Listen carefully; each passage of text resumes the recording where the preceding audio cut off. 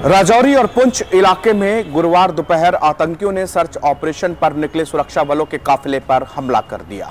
इस हमले में 4 जवान शहीद हो गए जबकि 3 गंभीर रूप से घायल हो गए। बताया जाता है कि डेरा की गली बलफ्लियाज रूट पर घने जंगलों पर छिपे आतंकियों ने अचानक सुरक्षा बलों की जिप्सी और ट्रक पर गोलीबारी शुरू कर दी। हमले के बाद आतंकी फिर से घने जंगलों में चले गए। 1 महीने के भीतर सेना के जवानों पर यह दूसरा बड़ा हमला है।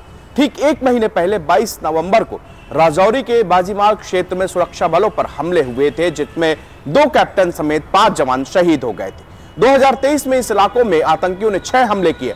मीडिया रिपोर्ट के अनुसार साल पुंछ और राजौरी सेक्टर में हुए मुठभेड़ में सेना के 19 जवान शहीद हो चुके हैं। 2 साल में यह आंकड़ा 34 के पास पहुंच गया। इन हमलों के बाद यह सवाल उठने लगा कि पाकिस्तान अधिकृत कश्मीर यानी कि LOC से सटी जम्मू की राजौरी पुंछ इलाके सेना की चुनौती क्यों बन गया है। 2019 के बाद से जम्मू कश्मीर में सेना के आक्रमण सर्च ऑपरेशन ने आतंकियों को बैकफुट पर ला दिया है। इस साल केंद्र शासित प्रदेश में अब तक 47 आतंकी मारे जा चुके हैं। घाटी से खदेड़ने के बाद आतंकियों ने पीर पंजाल रेंज के साउथ में राजौरी और पुंछ जिले के जंगल को अपना ठिकाना बनाया है। राजौरी और पुंछ का एक हिस्सा POK से भी जुड़ता है। 4304 वर्ग किलोमीटर में फैली POK के उस इलाके में जम्मू में घुसपैठ आसान है। आतंकियों के लिए दोनों जिलों के घने जंगलों पे एक सेफ शेल्टर बन जाते हैं। राजौरी का डेरा की गली से बफलियाज के बीच में 12 किलोमीटर में जंगल इतना डेंस है, इतना घना है कि उसमें वाहनों के साथ में घुसना आसान नहीं है। सेना के अभियान के दौरान आतंकी आसानी से पाकिस्तान में शिफ्ट हो जाते हैं। इस इलाके में प्राकृतिक गुफाएं भी है जहां आतंकी छिपकर आसानी से डेरा डाले रहते हैं।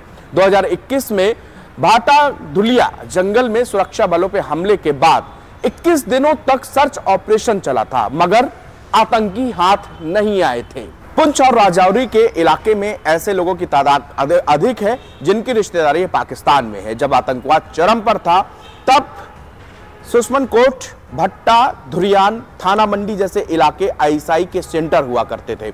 LOC से करीब होने के कारण पाकिस्तानी सेना आसानी से आतंकियों को रसद, गोला बारूद और कैश पहुंचा देती है।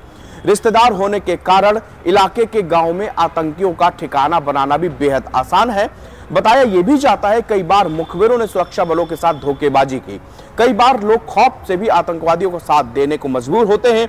पिछले साल दिसंबर में आतंकियों ने 2 युवाओं की हत्या कर दी थी। 1 जनवरी 2023 को दहशतगर्दों ने सेना के समर्थन करने वाले डांगरी गांव के 7 ग्रामीणों की जान ले ली थी। 21 दिसंबर के हमले के दिन मुखबिरों को सही सूचना नहीं देने का मामला भी सामने आया है। सुरक्षा बलों को आतंकी छिपे होने की सूचना दी गई जबकि वह जंगल में घात लगाकर बैठे हुए थे। पिछले 22 और 23 नवंबर को बाजीमल में 5 जवानों के शहीद होने के बाद सेना ने लंबा सर्च ऑपरेशन चलाया था। उस दौरान आतंकी ऊंचाइयों पर छिपकर हमला करते रहे। जब कभी भी सुरक्षा बलों पर हमला होता तो यह पूरी तरह से रेकी के बाद किया जाता था। घने जंगलों में छिपे आतंकी ऊंचाई पर होते हैं जबकि सुरक्षा बल नीचे होते हैं। आमने सामने की लड़ाई के मौके कम ही आते हैं। 5 मई को राजौरी के केसरी हिल इलाके में सेना का ऊंचाई का खामियाजा ही भुगतना पड़ा था। पाकिस्तानी सेना के रिटायर्ड फौजी भी आतंकी हमलों में शामिल रहे हैं, जो कि हमलावरों को लोकेशन बदलने और छिपने के तौर तरीके बताते हैं। दूसरी ओर इस इलाके में भारतीय सुरक्षा बलों की मौजूदगी कश्मीर घाटी के अन्य मुकाबलों में कम बताई जाती है। ये तमाम कारण है कि राजौरी और पुंछ ये दोनों इलाके आज जो है भारतीय सेना के लिए चुनौती बन गए हैं। यहां पर लगातार आतंकी पीर पंजाल के जंगल और घाटियों को एक महफूज ठिकाना मान चुके हैं। ये यहां पर घुसपैठ आसानी से कर रहे हैं और उसके बाद में सबसे बड़ी भारतीय सेना और सुरक्षा बलों के सामने चुनौती है वो है गद्दारी। यहां पर जो सेना के मुखबिर है कई बार डर से और कई बार पैसे की लालच में सेना के साथ में गद्दारी कर रहे हैं, जिसके कारण गलत सूचना देते हैं। जबकि उस जगह पर जहां पर आतंकियों की लोकेशन सुरक्षा बलों को बताई जाती है वहां पर आतंकी पूरी तरह से तैयार बैठे होते हैं और जैसे सेना का ऑपरेशन चलता है वो अपना धावा सेना के ऊपर बोल देते हैं। आज हमने फिर से अपने 4 जवान खोए हैं। नम आंखों से हम सब उनकी शहादत को सलाम करते हैं। लेकिन पीर पंजाल ये इलाका एक बार फिर आतंकियों ने यहां सुरक्षा बलों को चेतावनी दी है और इसका भुगतान उन्हें जरूर भुगतना पड़ेगा।